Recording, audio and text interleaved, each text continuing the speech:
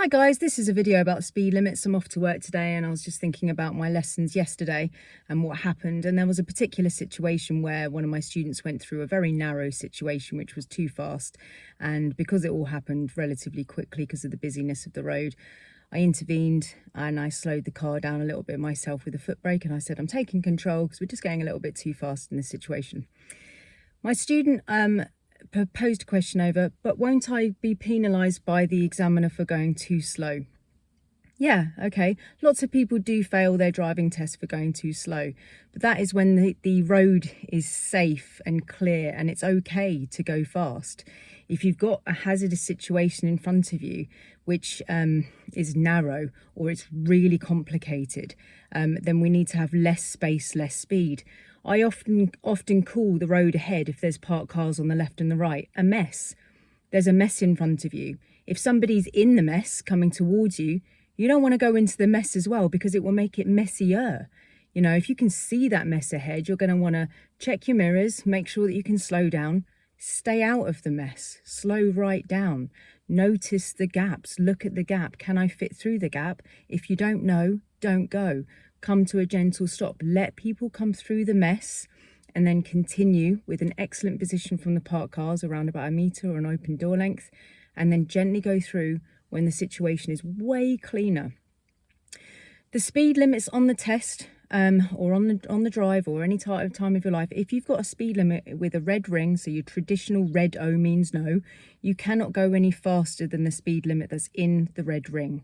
It is not a target either. You don't have to do 30, you don't have to do 40, you don't have to do 50. It is the maximum speed limit for the safest parts of the road.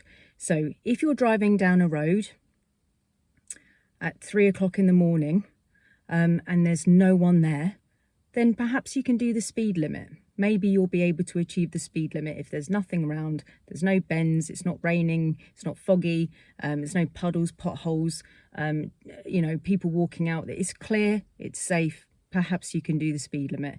But in the daytime, busy people, shops, people walking around, like loads of activity, maybe it's unlikely that you're going to be able to get to anywhere near the speed limit. Perhaps you're going to need to be in a lower gear because it's really quite nasty. Perhaps you need to go way slower than the speed limit. It's just the maximum speed that you can do on the safest part of the road. On the driving tests that I do around the area that I live in, there's a lot of 60 mile an hour roads up in a certain place where I take people for driving lessons and on their driving test.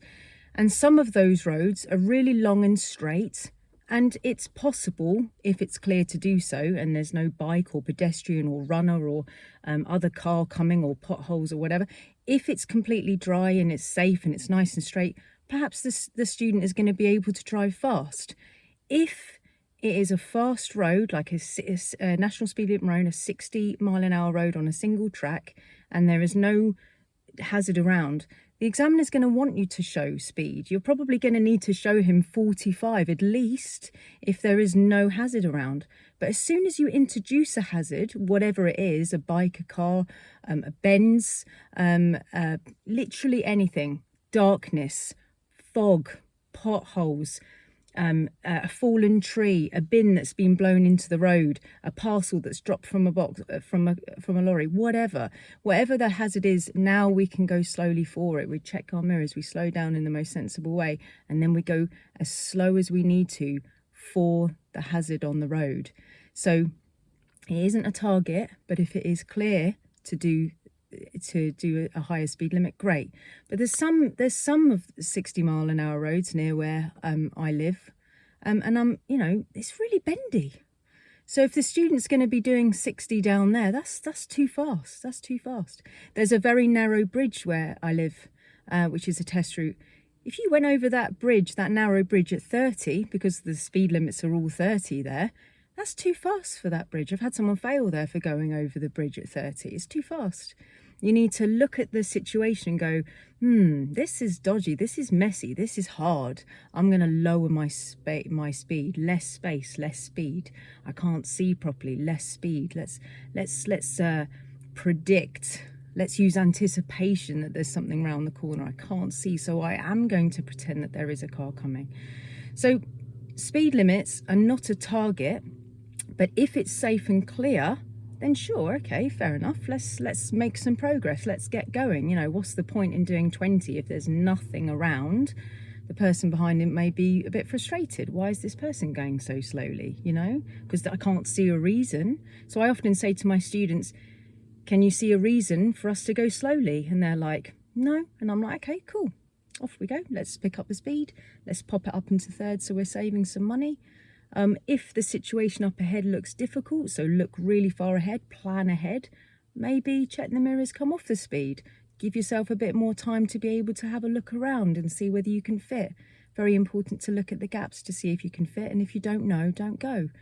If you stop and it's unnecessary to stop, don't be there for very long. Put it into first gear and go, perhaps I didn't need to stop here actually. Off I go.